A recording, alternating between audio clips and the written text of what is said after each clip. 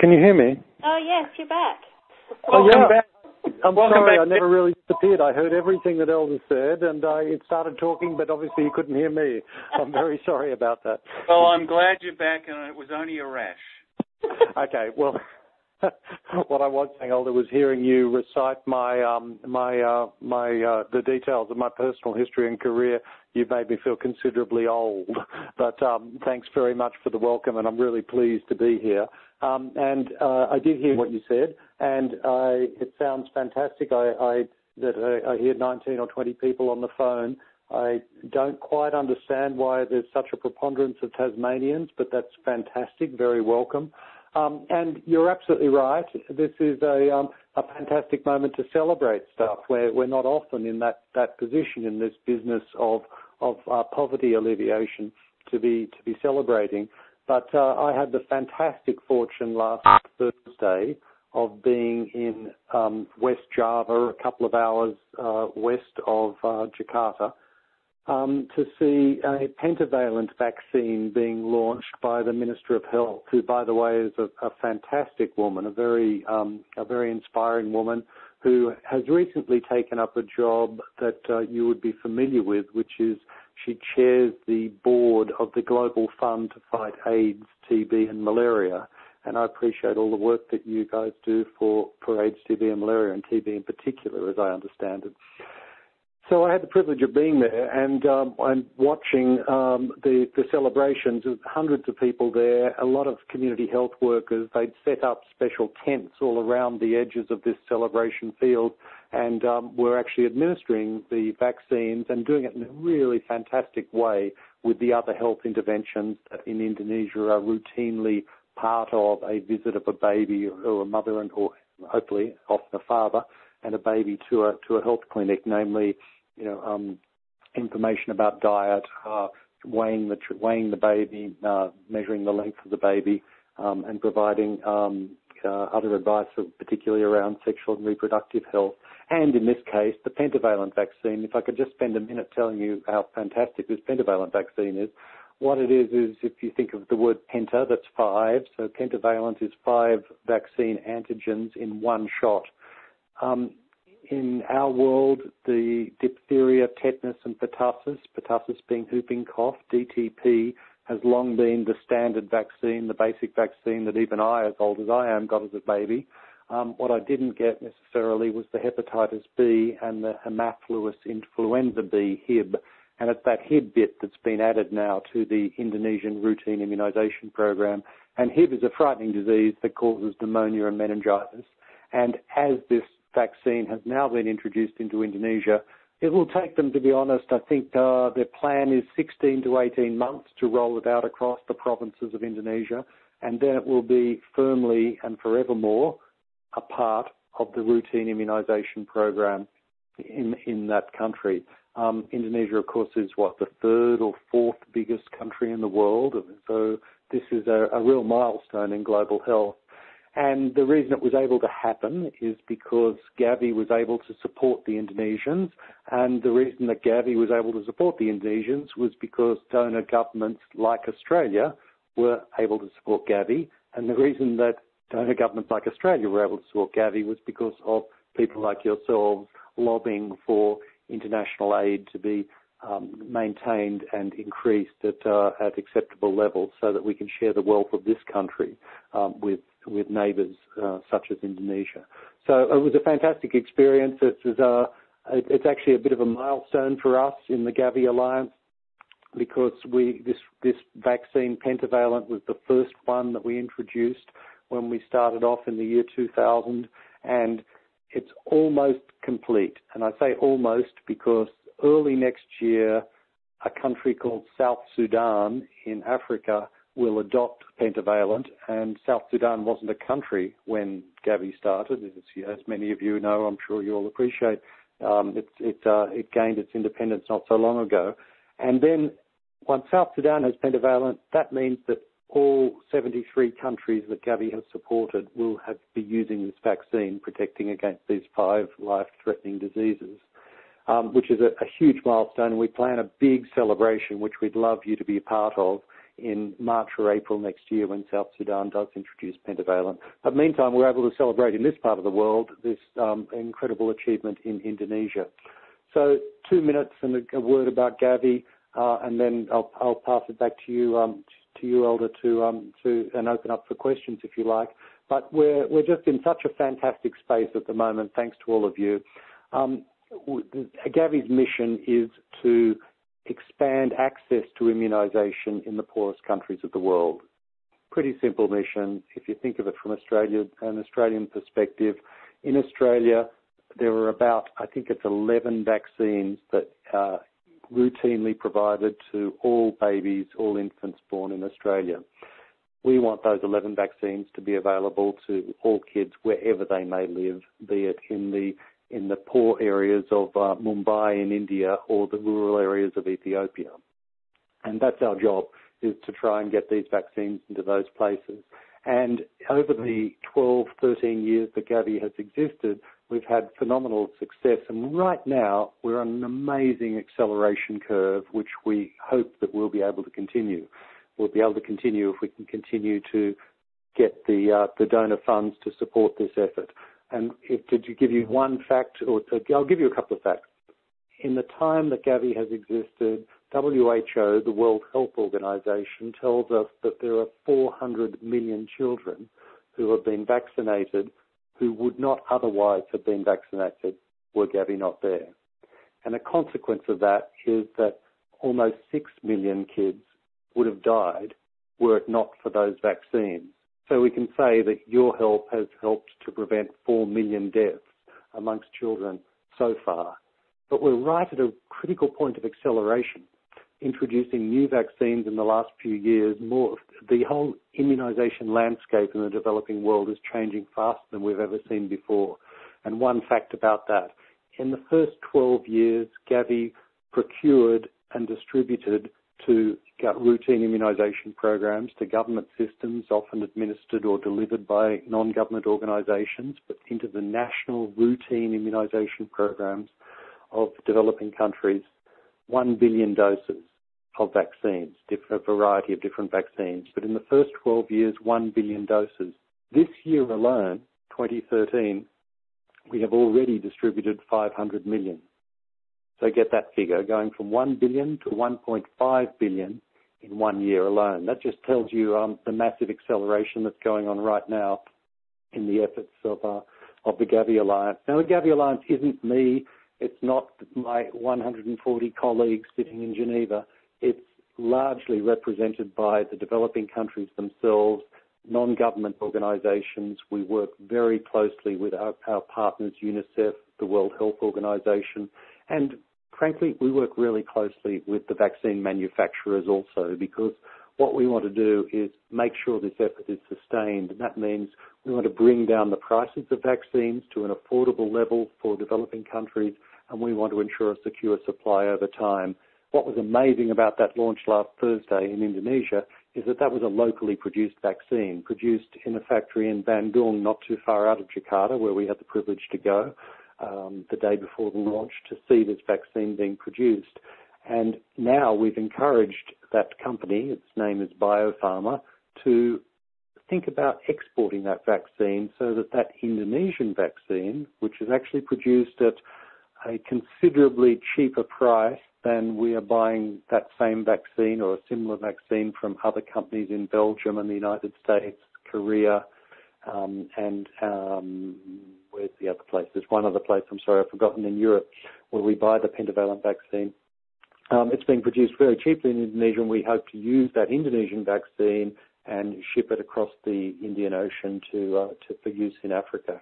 So, Elder, I'll leave it there because I understand that the format of these discussions are that you'd like questions and answers, and I'm very happy to answer any questions that people may have. Thanks. Thank you very much, Geoff. It's Sue back again here. All fascinating stuff and such good news. But we do have some questions, and I'll just start the ball rolling. So I'm wondering that in Australia and other developed countries, we seem to be getting the issue of vaccination developing into a debate with some parents choosing not to vaccinate their children because they think it's unsafe or unnecessary. What's your view on this, and what do you think the mothers of Indonesia's view would be?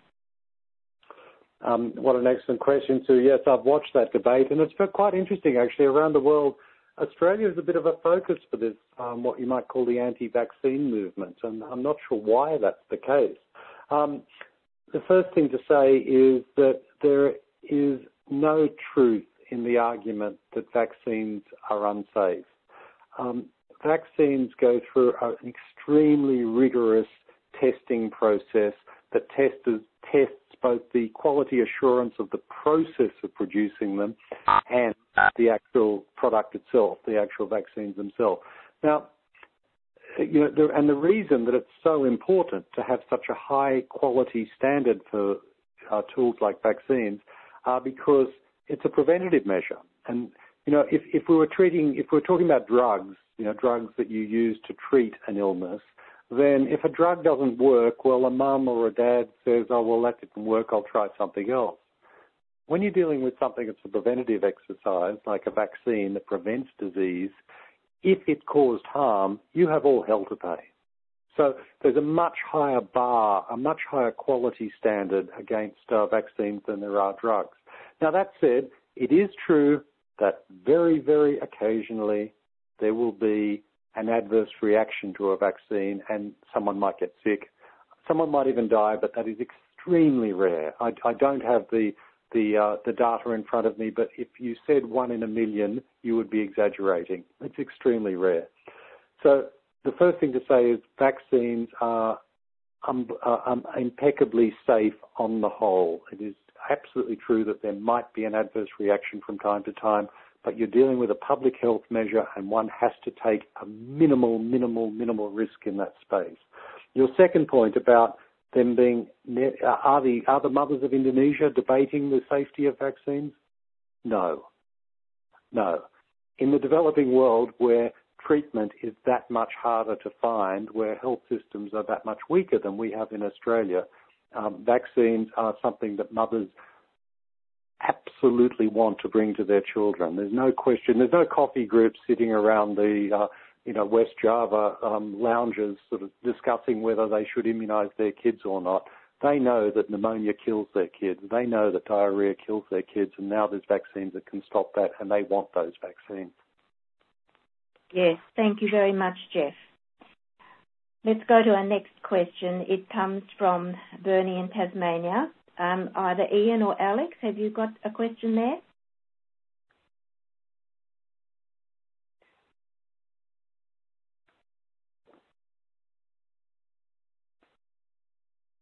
I was wondering whether, in some particularly smaller type villages and settlements where people don't know about immunisation and vaccines and so on, whether there's a process that you go through to talk with them about it and reassure them that these strange people coming in jabbing their children with needles is actually okay?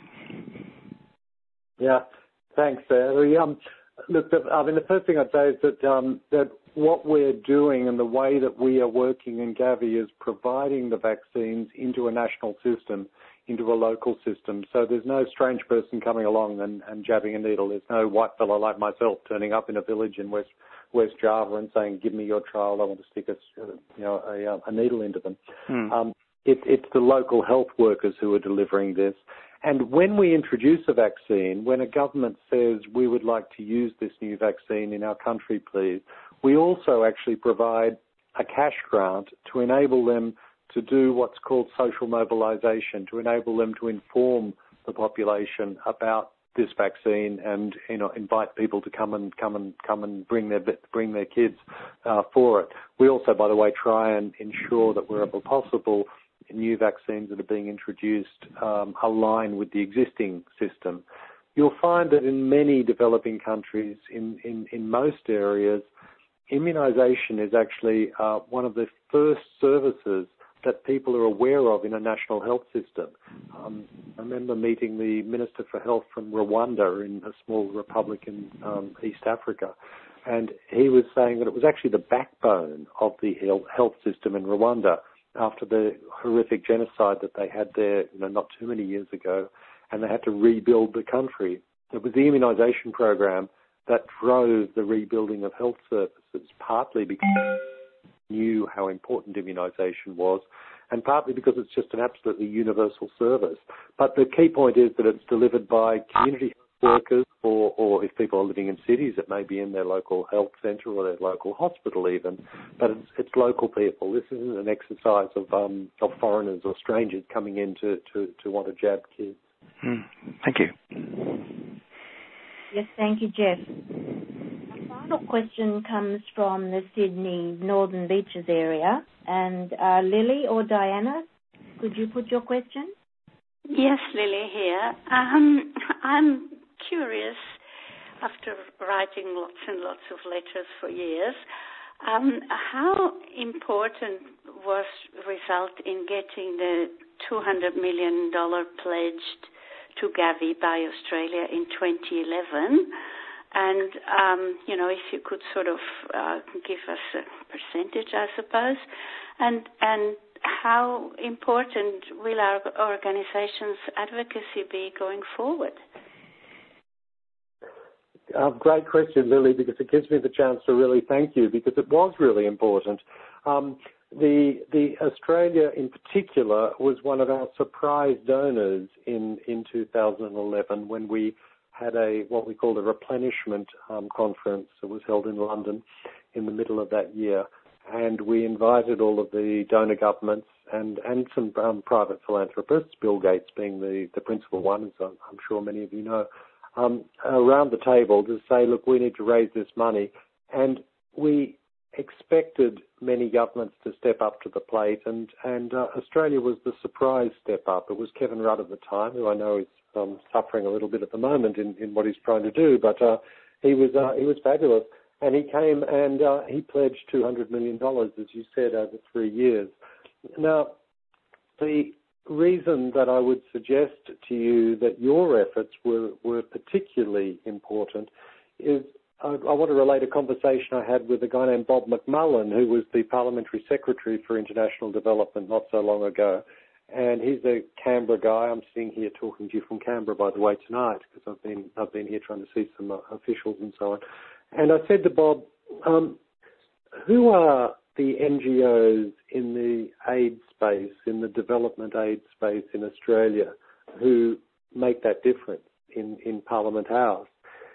And I wasn't surprised by his first answers. He talked about Tim Costello from World Vision. He talked about Oxfam. He mentioned in our space of immunisation and child health, he mentioned Save the Children. And then he said, and there's this other group called Results. I don't know if you've heard of them. And he said, Results caused me enormous headaches. The reason they caused him headaches is because, and, please correct me if I'm wrong, but one of the things that I understand Results do, or that Bob understood you did, was that you mobilise at a sort of local level and write to your local members of Parliament and sort of shake the tree at a local level. Now, what that meant for Bob McMullen as the Parliamentary Secretary was that every time your members wrote to your local member of Parliament and they got a letter about aid, they'd ring up Bob's office and say, well, how do I answer this? Or can you help me with this?